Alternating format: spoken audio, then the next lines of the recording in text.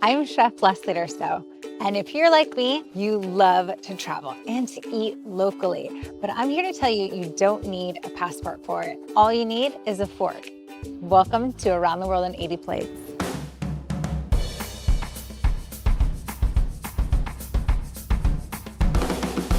Today we're heading to Mexico to make one of my favorite dishes of all time. I'm the chef at the Four Seasons in Punta Mita, Mexico, and we are gonna make my famous vegan nachos. So we're gonna start with making our chorizo, but because this is a plant-based dish and a top 9 free dish, we're gonna use seeds as our base. We're gonna use sunflower seeds and pumpkin seeds, also known as pepitas, for the base of our chorizo. So into a food processor, they're gonna go, along with some minced garlic,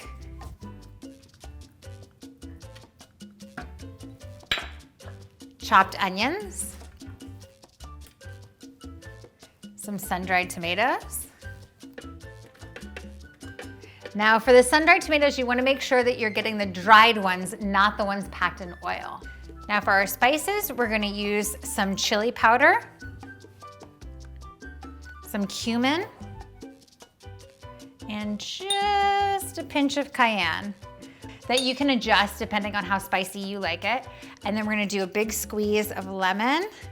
I'm squeezing over my hand just in case to catch any seeds. Lucky there were none in that side. We're gonna do a drizzle of olive oil.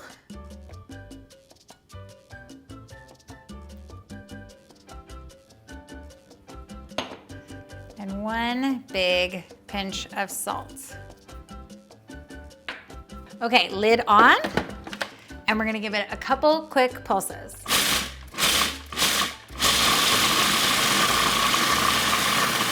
our little food processor dance. All right, so when it starts to stick together a little bit, that's when it's done. So this is gonna go straight from food processor into our frying pan. No need to add extra oil because there's oil already in the chorizo.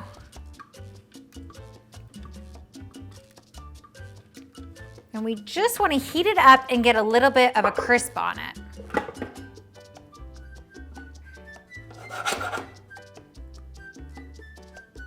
You don't actually want to stir it that much because you want some bigger chunks mixed in with some of the smaller chunks so that it gives your nachos more texture. All right, this chorizo is nice and toasty. I'm going to turn the heat off here and set this aside while we make our nacho cheese sauce. So since this nacho cheese is going to be top 9 free, we're going to make it out of potatoes and carrots. Call me crazy, but it's really delicious. So I've got some russet potatoes and carrots that I've diced and steamed until they're really soft. And into my blender, they are going to go, along with some olive oil, lemon juice,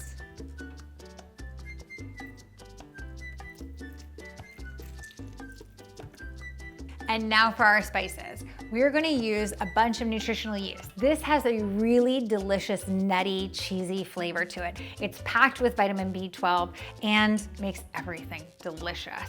You can find this at just about any grocery store or order it online. So that's going in with our potatoes and carrots, along with some chili powder, garlic granules, onion powder, and my little secret, some smoked paprika. We're gonna do a pinch of salt and blend this up. Now, if you need it to be a little thinner, you can add some water to it, but we'll see how it goes first.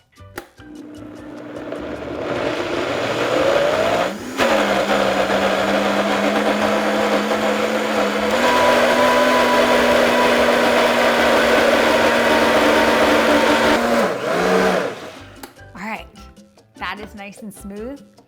Ooh, it smells delicious. I'm gonna give it a quick little taste to make sure I don't need any more seasoning.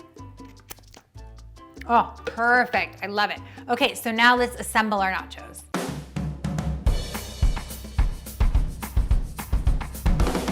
First of all, you need some chips. And if you're like me, you need a lot of chips. Let's put these down on our big hearty platter.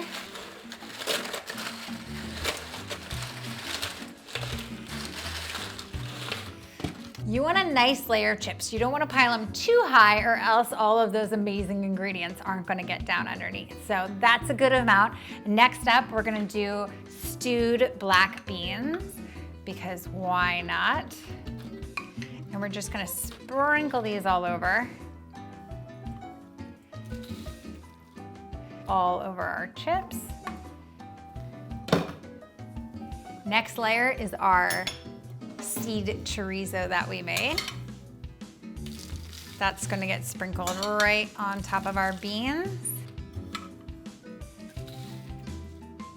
Chorizo. Next up, our nacho cheese. We're just gonna drizzle this. Look at that beautiful drizzly drippy cheese. And the flavor on it is amazing.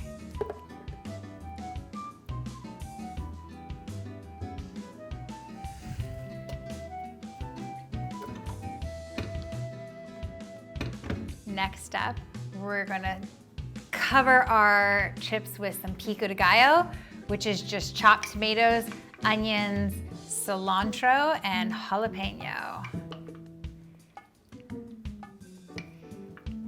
And no nacho is complete without a big bowl of guacamole. So we are just gonna take some big scoops and place them right on top.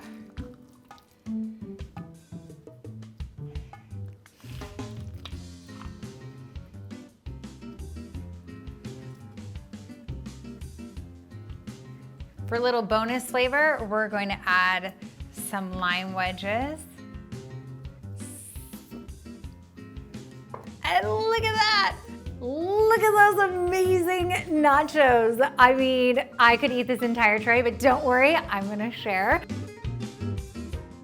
And my favorite drink to go along with nachos is some nice, cool horchata.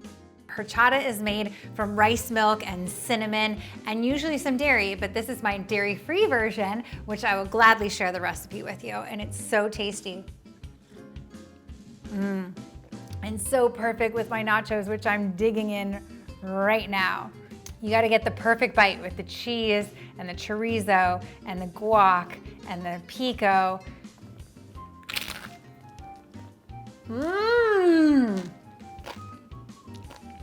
It's a perfect bite of food. Remember, you don't need a passport to travel. All you need is your fork.